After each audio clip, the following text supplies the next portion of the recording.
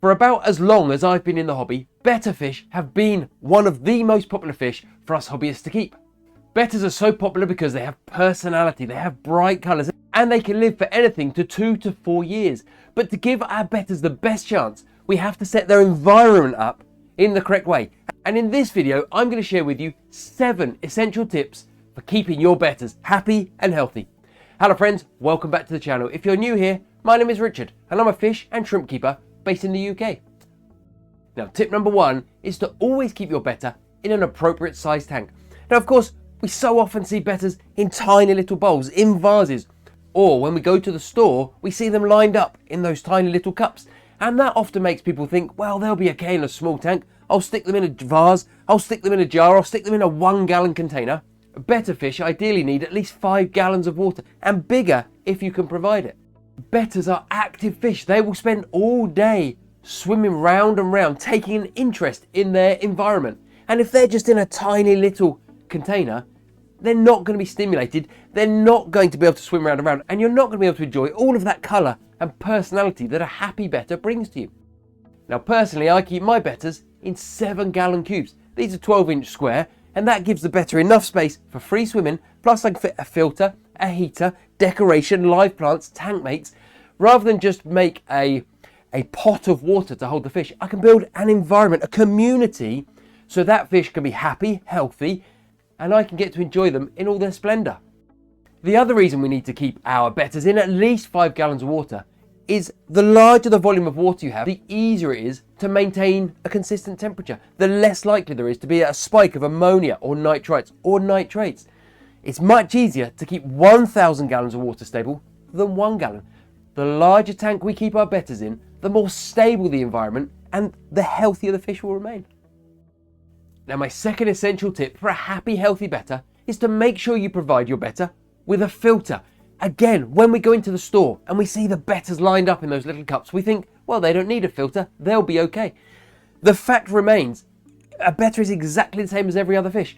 When a betta goes to the bathroom, his waste is high in ammonia, and that ammonia is toxic to fish.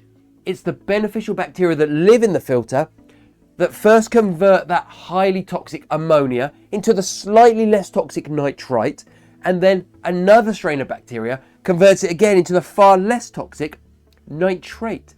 Yes, it's true that that same bacteria will colonize every surface on the aquarium equally, but the filter provides the perfect place for that bacteria to multiply and colonize and ensure that your betta's tank water is kept free of ammonia and free of nitrites. But not only that, a filter creates circulation in the water. It helps ensure the water is constantly being moved around and the temperature remains even throughout the tank. It ensures that any waste is kicked up and moved around and caught by the filter. And it should, if it's set up properly, ensure we have surface movement. And surface movement allows for the dissolved carbon dioxide that can build up in the aquarium water to mix with fresh oxygen above, meaning there's always plenty of dissolved oxygen in the tank for the betta to be able to breathe through his gills. Yes, it's true that bettas in the wild evolved in still pools of water that don't have a great deal of surface movement, and yes, they can actually breathe air from above using a specialized organ in their bodies, but that is what they want to do. They want to be able to just breathe normally through their gills. And if you want a happy, healthy, colorful betta, adding a filter will keep the water clean for the betta to live in and oxygen rich, so he can breathe and be happy and show all of that personality that bettas are brimming with. So essential tip number 3 is to make sure you add a heater to help keep the water temperature in the betta's tank stable. Bettas want their aquarium water to be somewhere between 78 and 82 degrees Fahrenheit, which is 25 to 28 degrees Celsius. And they want that water to remain stable at that temperature. They don't want it fluctuating day and night. By adding an aquarium heater, we make sure the water remains in that zone day and night. By keeping the water temperature stable, we keep our bettas happy and healthy. If the water temperature drops too far below 78 degrees Fahrenheit, 25 degrees Celsius, our bettas are prone to become sick. They often, when they're kept in colder water, they'll just lay on the floor or they'll just perch up against a rock. They don't show any of their natural behavior. They don't want to swim around, and they often become susceptible to pests and diseases. They are a tropical species of fish and they need to be kept in tropical water. By adding an aquarium heater, we make sure our Betta tank, which is hopefully 5, 7, 10 gallons at least, we make sure that water temperature remains stable, providing the overall stable environment for our Betta to live in. Now, essential tip number 4 is to consider adding live aquarium plants. Personally, I keep live aquarium plants in every single fish tank I have. And the reason I keep live plants is twofold. Firstly, in my opinion, it just makes the tank look more natural. Now, I know there is absolutely nothing natural about a glass box filled with 7 gallons of water, fish and plants added from all over the world shoved together.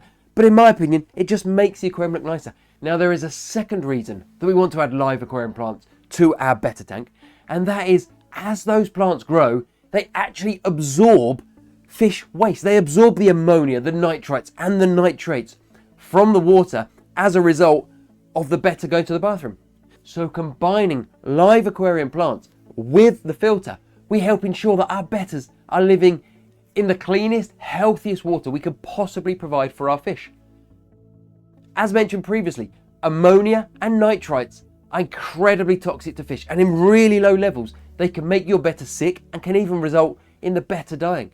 Adding live plants helps keep the levels of ammonia and nitrites down to 0 and helps keep the level of nitrates as low as possible. If you're new to plant keeping, there are many plants you can get that literally just need to be planted in the substrate and have some light.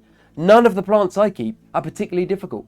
One of the easiest plants you can keep, as I speak about constantly, is Java moss. In my experience, provide any light at all and Java moss will grow. Adding live plants to your Betta tank is one of the best things you can do to help create that healthy, stable environment that the Betta wants to live in, and for you to be able to enjoy your Betta to the full extent of its long, happy, healthy life. Now, essential tip number 5 is to make sure you feed your Betta a good quality, balanced diet. Now, so many of us when we first get into fish keeping are guilty of buying a tub of food and just putting in a sprinkle of that every day. And good quality foods do contain a lot of the vitamins and minerals our fish need to be healthy. But if you really want your Betta to thrive, if you really want it to show off those bright colours, if you really want that finish to look its best, you need to try and give it some variety. So I feed my Bettas flake food. I have pellet food. I feed them frozen bloodworm and Daphnia and Cyclops. Every single day I try and give them a slightly different food to make sure they get the full range of vitamins and minerals and nutrients to give them a completely balanced diet. If our Bettas were living in the wild, they would be eating no end of live aquatic bugs and crustaceans and flies and bugs that fall into the water and small pieces of algae that come past and whatever else. Their diet would be so varied, it's almost impossible for us to recreate that in the aquarium. But the more variety we give, the more different foods we feed our Betta, the happier and healthier, more colourful, more vibrant our Bettas will be. Now, tip number 6 is to make sure you carry out regular partial water changes. So why do we need to carry out partial water changes? Well, if you're not familiar with a partial water change, that is where we drain down 10 or 20 or 50, whatever % of water from our tank and top it up with fresh dechlorinated tap water. And what that does is that dilutes any waste in the tank, any nitrates build up, any hormones that are building up in the water.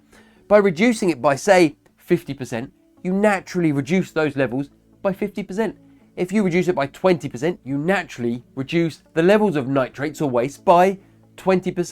And that is a great way to keep the water healthy. No matter how good your filter is, it will only ever convert the fish waste from ammonia to nitrite to nitrates. And the nitrates will typically build up over time, even with live plants.